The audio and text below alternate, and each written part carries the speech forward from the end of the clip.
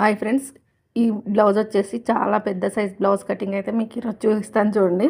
మనం ఎలా కట్ చేస్తున్నామా, ఏ విధంగా కట్ చేస్తున్నామా అన్నీ పక్కన పెడితే పర్ఫెక్ట్గా కట్ చేయాలన్నమాట. చూడండి, ఇక్కడ ఫస్ట్ అయితే ఓపెన్స్ అటువైపు ఉంది, జెయింటింగ్ నా వైపు ఉంది. కింద హెచ్చు తగ్గులు లేకుండా నీట్గా కట్ చేస్తున్నాను. పెద్ద సైజ్ బ్లౌజ్ కట్ చేసేటప్పుడు ఎప్పుడైనా కూడా మనం కొలతలు అనేవి కరెక్ట్గా తీసుకోవాలన్నమాట. చూడండి, 10 నిమిషాల్లో మీకు బ్లౌజ్ కటింగ్ చూపిస్తాను. కరెక్ట్గా వచ్చేస్తుంది అనమాట. కింద హెచ్చుతగ్గులు కట్ చేశాను కదా, 1/2 ఇంచ్ కుట్ల కోసం వేసేసుకున్నాను. ఇప్పుడు వచ్చేసి బ్యాక్ పార్ట్ మిడిల్కి మార్చేసి టైట్ కుట్ల దగ్గరకు ఒక మార్కింగ్, ఎక్స్ట్రా క్లాత్ వరకు ఒక మార్కింగ్, 1 ఇంచ్ అనేది డాట్ కోసం ఎక్స్ట్రా పెట్టేసుకోవాలి. బ్లౌజ్ హైట్ అనేది చూడండి, ఇక్కడ బ్యాక్ డాట్ వేస్తాం కదా, అక్కడ నుంచి షోల్డర్ వరకు ఎంత ఉందో అంత హైట్ అయితే పెట్టుకోవాలి. ఇక్కడ కూడా పై ఖర్చు కొంచెం ఎక్స్ట్రాగా పెట్టేసుకోండి. ఖర్చు అనేది మీరు ఎంత కుట్లల్లో పడతారా అనే దాన్ని బట్టి పెట్టేసుకోండి. చూడండి, ఇక్కడ వచ్చేసి నేను లైనింగ్ 1 మీటర్ పైన ఒక 10 పాయింట్లు అలా ఎక్స్ట్రా తీసుకున్నాను అనమాట. 20 పాయింట్స్ ఎక్కువ తీసుకున్నాను. మీటర్ పావుకి కొంచెం తక్కువగా, ఎందుకంటే చాలా లావుగా ఉంటారు. బ్లౌజ్ హైట్ కూడా ఎక్కువగా ఉంటుందన్నమాట. ఇంకా మనం పొడవు చూసుకున్నాము, నడుము లూజ్ చూసుకున్నాము. ఇక్కడ వచ్చేసి ఇప్పుడు బ్లౌజ్ యొక్క చెస్ట్ లూజు చూడండి. చెస్ట్ లూజ్ అయితే నేనైతే ఫస్ట్ హుక్స్ నుంచి చంక కింద కుట్టు వరకు కొంచెం లాగినట్టుగా పట్టేసుకుంటే ఖచ్చితంగా చెస్ట్ అనేది కరెక్ట్గానే వస్తుందని నేను ఎక్కువ మెథడ్ ఇదే స్టైల్లో కుడుతూ ఉంటానన్నమాట. చూడండి, 10 ఇంచులు ఉందన్నమాట. 10 ఇంచులు అంటే మనకి 40 ఇంచుల చెస్ట్ లూజ్ ఉంది, 40 ఇంచెస్ చెస్ట్ ఉందన్నమాట. ఇంకా చెస్ట్ దగ్గరకు ఒక లైన్ వేసేసుకోవాలి. అలాగే మనకు నడుము లూజ్ ఎంత ఉందనేది కూడా మనం ఇక్కడ టైట్ కుట్ల దగ్గరకు ఒక మార్కింగ్ ఇచ్చాం కదా, అక్కడ వరకు చూసేసుకోవాలి. చూసేసుకుంటూ వచ్చిందే నడుము లూజు. 38 ఇంచెస్ వచ్చేసి నడుము లూజు, 40 ఇంచెస్ వచ్చేసి చెస్ట్ లూజ్ అనమాట. ఇంకా ఇక్కడ చెస్ట్ వరకు ఒక లైన్ అయితే మార్కింగ్ ఇచ్చేసుకోవాలండి. ఇది ఈ బ్లౌజ్ కటింగ్ వచ్చేసి ఇంత పెద్ద సైజ్ కదా, నెక్కులు అవన్నీ మరి ఈ సైజ్ ప్రకారం పెడితే ఈ కస్టమర్కి సెట్ అవ్వు. కాబట్టి ఆ కస్టమర్కి తగ్గట్టుగా పెట్టాలి, కాబట్టి నేను అలాగే పెడుతున్నాను. కొంచెం పెద్దవారు కాబట్టి మరీ డీప్ నెక్ వేసుకోరు, అలా అని చెప్పేసి షోల్డర్ సన్నగా వేసుకోరు అనమాట. మనం ఇప్పుడు ఫార్ములా ప్రకారం కట్ చేస్తే ఏమవుతుంది, ఇవన్నీ ఎక్కువైపోతాయి. కాబట్టి సైజ్ ప్రకారం కట్ చేయాలి, అప్పుడే వాళ్ళ బాడీకి తగ్గట్టుగా ఉంటుంది. ఒక్కొక్క బాడీ ఒక్కొక్కలాగా ఉంటుంది. కాబట్టి చూడండి, బ్యాక్ నెక్ కూడా మార్కింగ్ ఇచ్చాను ఖర్చుతో సహా. కింద వచ్చేసి నెక్ డీప్ కోసం 2.5 ఇంచులు, పైన వచ్చేసి 2.25 మాత్రం పెట్టాను. ఎందుకంటే ఈ కస్టమర్ అనేది డీప్ ఎక్కువగా వేయరు, అలా అని చెప్పేసి షోల్డర్ సన్నగా వేయరనమాట. షోల్డర్ సన్నగా వేసేవారికి నెక్ అనేది బిడ్త్ ఎక్కువగా వస్తుంది. ఇప్పుడు దీంట్లోనే నేను నీట్గా రౌండ్ తిప్పేసాను చూడండి.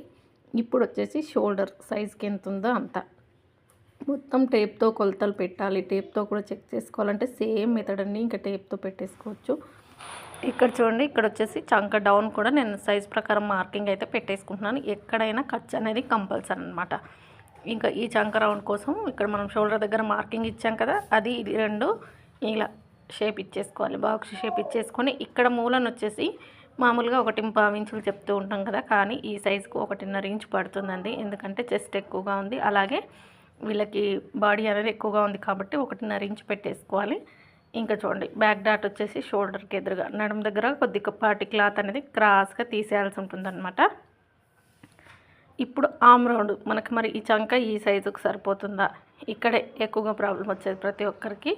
మనం చెక్ చేసుకుందాం ఇక్కడ ఎంత ఉంది ఏంటనేది చూసుకొని మనకి ఇక్కడ సరిపోతుందా లేదా అనే సైజుకు బ్యాక్ సైడ్ చెక్ చేయండి. పైన 1/2 ఇంచు కుట్టుకోదిలేసి చెక్ చేసుకోవాలి. నాకు 9 ఇంచులు వచ్చిందనమాట. ఇక్కడ అదే 9.5 వచ్చినట్టుంది, సరిపోయిందనమాట నాకు.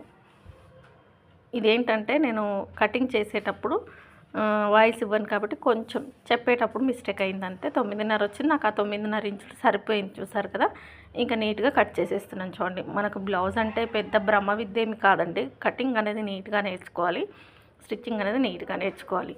అందరికీ ఒకే విధంగా కట్ చేస్తే సెట్ అవ్వదు. కాబట్టి మీకు అనిపిస్తుండొచ్చు చూసే వాళ్ళకి రోజు ఒకే విధంగా చెప్తున్నారు, ఒకే విధంగా ఉందని. కానీ అక్కడ మెజర్మెంట్స్ మారుతున్నాయి, మార్పులు నెక్ విడుతూ మారుతుంది, నెక్ డౌన్ మారుతుంది, చంకదింపు మారుతుంది. అలా సైజు మనిషిని బట్టి బ్లౌజ్ కొలతలు అనేవి మారుతాయి అన్నమాట.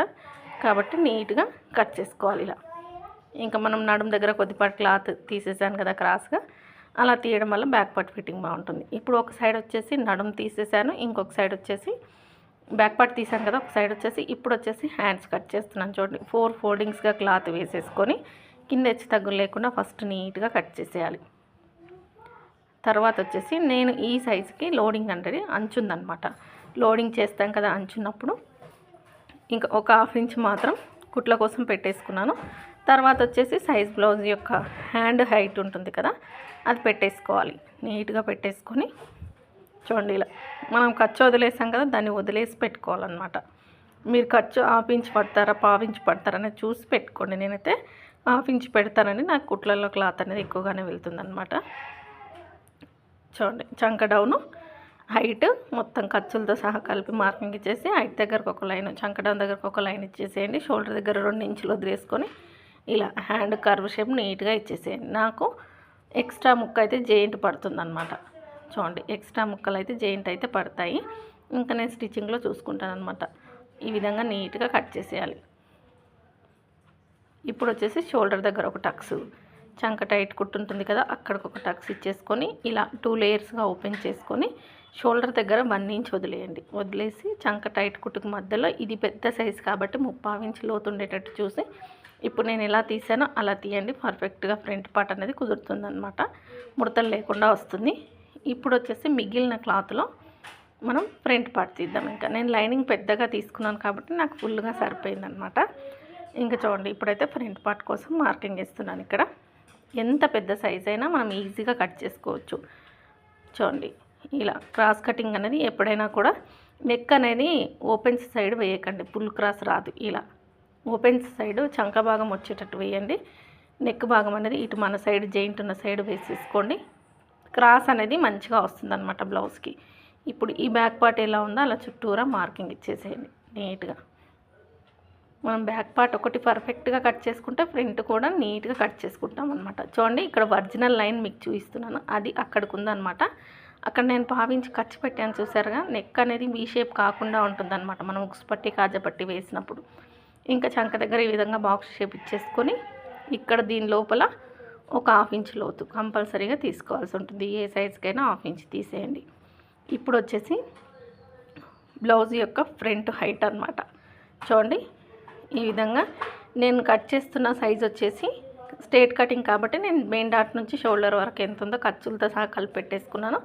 అలాగే చంక దగ్గర నుంచి క్రాస్ బెల్ట్ అతుక్కుంటాం కదా, అక్కడి వరకు ఖర్చులతో సహా 4th డాట్ ఉంది, డాట్కి కూడా పెట్టేశాను అనమాట ఎక్స్ట్రా క్లాత్. ఇప్పుడు వచ్చేసి ఫ్రంట్ నెక్ ఉక్స్ సైడ్ ఉన్న నెక్ తీసుకొని షోల్డర్ దగ్గర 1/2 ఇంచ్ కుట్టుకు వదిలేసి ఈ విధంగా నెక్ నీట్గా రౌండ్ మనం బాడీ మీద వేసుకుంటే ఎలా ఉంటుందో అలా సెట్ చేసి ఉన్నంత కాకుండా ఒక 1/2 ఇంచ్ బయటికి మార్కింగ్ ఇవ్వండి. స్టిచ్చింగ్ చేసేసరికి కరెక్ట్గా అవుతుందన్నమాట. చూడండి ఇలా మార్కింగ్ ఇచ్చేసి అలాగే ఫస్ట్ ఉక్స్ నుంచి 4 ఉక్స్ వరకు మార్కింగ్ ఇచ్చేసి ఈ విధంగా షేప్ ఇచ్చేసుకోవడం. ఇప్పుడు మనం చంక దగ్గర మార్కింగ్ ఇచ్చాం కదా, చంక కింద నుంచి క్రాస్ బెల్ట్ వరకు ఆ లైను మెయిన్ డాట్ లైన్ ఇదంతా 3టిని కలిపేసుకొని ఇప్పుడు మనం క్రాస్ బెల్ట్ కర్వ్ షేప్ అయితే ఫ్రంట్ పార్ట్లో ఇచ్చేసుకోవాలన్నమాట. ఈ విధంగా నీట్గా షేప్ ఇచ్చేసుకోవడమే. సైడ్ వైపున కొద్దిపాటి క్లాత్ పెంచేస్తే మనకు పట్టి కాజపట్టికి మరీ గ్యాప్ ఎక్కువగా రాకుండా నీట్గా ఉంటుందన్నమాట. ఇప్పుడు వచ్చేసి డాట్స్, డాట్ పాయింట్ వచ్చేసి 3 ఇంచులకు స్టార్ట్ చేశాను. డాట్ వెడల్పు వచ్చేసి 2 ఇంచులు, డాట్ పొడవు వచ్చేసి 2.5 ఇంచులు. వీళ్ళు మరీ బ్రాడ్గా వేసుకోరు కాబట్టి పెద్ద సైజ్ అయినా ఈ డాట్స్ అనేవి సరిపోతాయి అన్నమాట. ఉక్స్ పట్టికి మిడిల్లో వేస్తాము, మనం మెయిన్ డాట్ వేసేస్తే ఆమ్ రౌండ్ డాట్ అనేది ఈజీగా వచ్చేస్తుంది. ఇంకా మనం కట్ చేసుకోవాల్సిందే నీట్గా.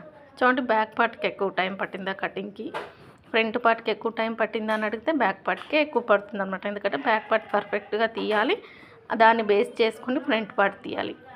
ఈ 2 కరెక్ట్గా కట్ చేసేదామంటే బ్లౌజ్ అనేది నీట్గా సెట్ అవుతుందన్నమాట. చూడండి ఇంకెక్కడికక్కడ టక్స్ పెట్టేసుకోండి. మీరు స్టిచ్చింగ్లో ఈజీగా ఉంటుంది. నేనైతే పెట్టలేనండి టక్స్ అయితే, ఎందుకంటే నేను డైరెక్ట్గా కూడా వేసేస్తాను ఎక్కువ మటుకు, అలాగే డైరెక్ట్గా వేస్తాను. వీడియో కోసం మాత్రం మీకు మార్కింగ్ వేసి చూపిస్తాను. ఇప్పుడు మిగిలిన క్లాత్ని ఇలా డబల్ ఫోల్డ్ చేసుకొని నేను క్రాస్ బెల్ట్ అయితే ఇక్కడ డైరెక్ట్గా కట్ చేస్తున్నాను. నేను వేసేది ఇన్విజిబుల్లో కాబట్టి ఏమైనా కొంచెం ఎక్కువగానే స్టిచ్చింగ్లో వెళ్ళిపోతుంది నాకు.